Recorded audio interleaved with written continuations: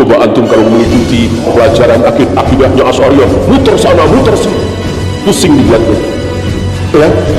Yang mereka sendiri yang menerangkan sendiri padahal ikut bingung, seperti Al-Juwayni dibikin pusing, dibikin bingung, dibikin gelisah, dibikin kaget oleh seorang anak muda bernama Hamzani ya.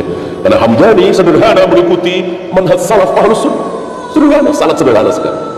Akidah Ahlus Sunnah sangat sederhana, baca ayat, baca hadis, imani, maksudnya apa, serahkan kepada Allah. Nah, itu dia. Beda dengan firqah-firqah bola, diutak-atik, difikirkan ya, lalu disimpulkan dengan kesimpulan yang salah ya. Bahwa Allah tidak punya tangan, Allah tidak punya wajah, Allah tidak bersemayam di atas arsy, Allah itu ya di mana-mana dan seterusnya.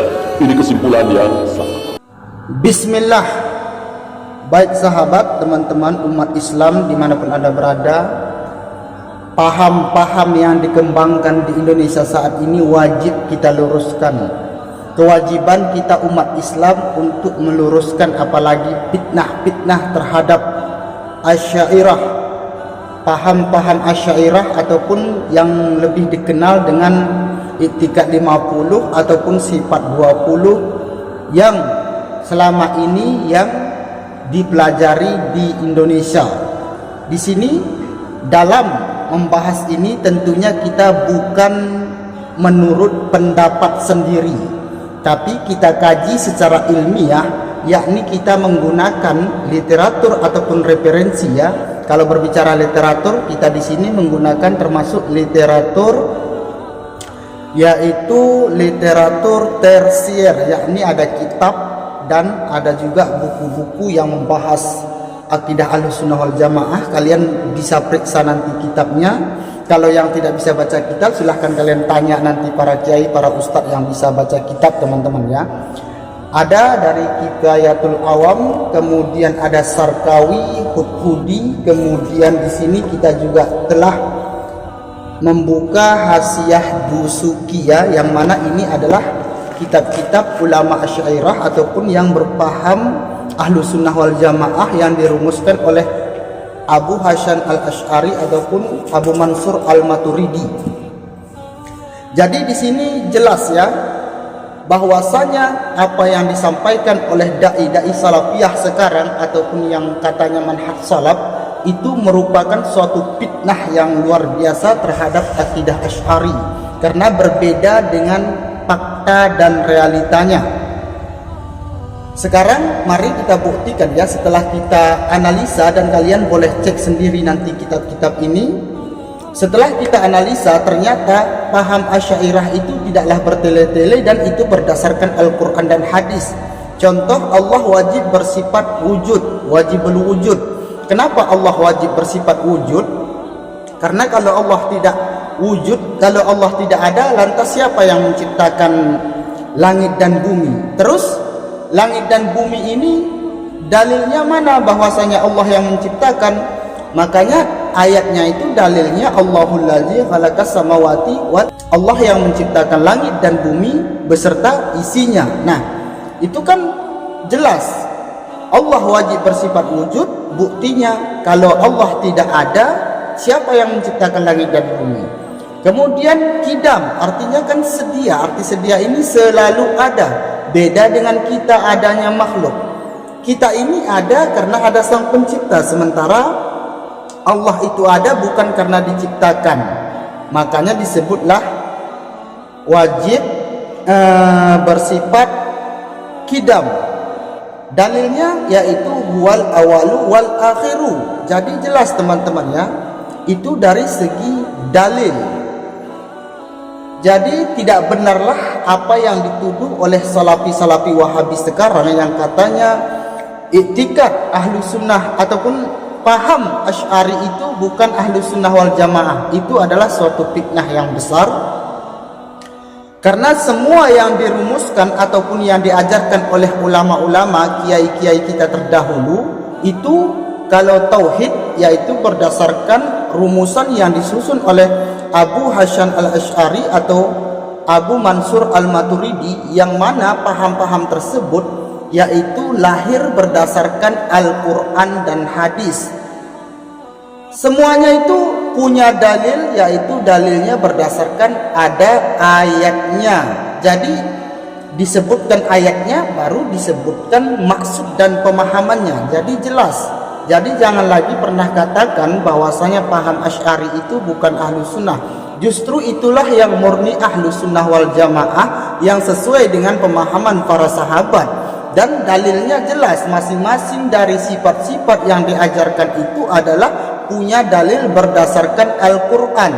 Dan tentang sifat 20, seringkali Wahabi-Wahabi ini mengatakan Allah kan sifatnya banyak, bukan cuma 20. Makanya pahami dulu, buka lagi kitab-kitab Asy'ariyah, bahwasanya bukan maksud sifat 20 ini Allah hanya bersifat 20, bukan seperti itu.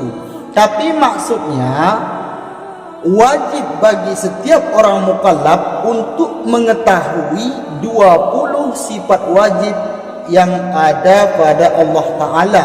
Itu berdasarkan ketika para ulama Asy'ariyah itu menganalisa Al-Quran. Kemudian itu i'tikad 50 itu juga berdasarkan hadis.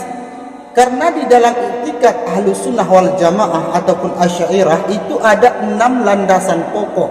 Yang pertama tentang uluhiyah, tentang ketuhanan, itulah dia yang dikatakan dengan 20 sifat wajib bagi Allah Ta'ala, 20 mustahil, 1 jaiz.